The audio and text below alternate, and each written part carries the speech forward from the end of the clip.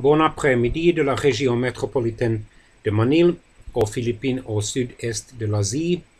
Voici mon résumé sélectif des titres d'actualité sur la page d'Internet du journal français et international Le Monde pour mardi le 20 novembre 2018. Comme toujours, je vous déclare au début de cette vidéo d'actualité que je ne veux violer aucun droit d'auteur avec cette vidéo. L'exécutif veut une gouvernance intérimaire pour Renault après l'arrestation de Carlos Ghosn. Blocage et accusation de radicalisation, le point sur la mobilisation des Gilets jaunes. Face au réchauffement, des adaptations majeures seront nécessaires.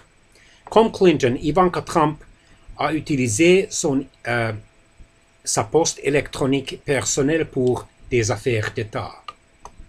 La fille et conseillère du président se justifie en disant ne pas avoir été au courant des règles fédérales. La vie au 73 avenue Wilson, immeuble insalubre à Saint-Denis. Le quotidien des habitants de cet immeuble menacé d'effondrement est fait de rats, de portes sans verrou et de plafonds sur le point de s'effondrer. Et Donald Trump se prit un gros râteau en Finlande, médusé par le président américain qui disait qu'ils empêchaient les feux de forêt en ratissant les sols. Les Finlandais ont répondu avec un humour ravageur. Derrière les gilets jaunes, Laurent Wauquiez se rêve en héros de la France périphérique. Depuis le début de la mobilisation, les républicains entendent tout faire pour s'arrimer à la fronde populaire. Le CDD, nouvelle norme de l'entrée sur le marché du travail. Que vaut Feu et Sang, le nouveau livre de l'univers Game of Thrones? Couvre-feu partiel à la Réunion bloqué par des gilets jaunes.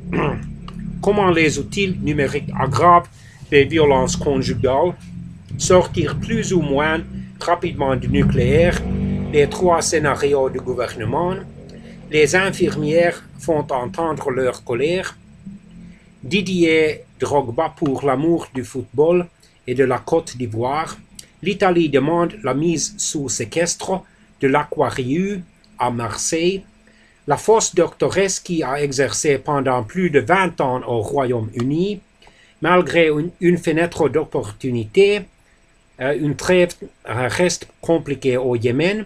De plus en plus de mères démissionnent depuis 10 ans.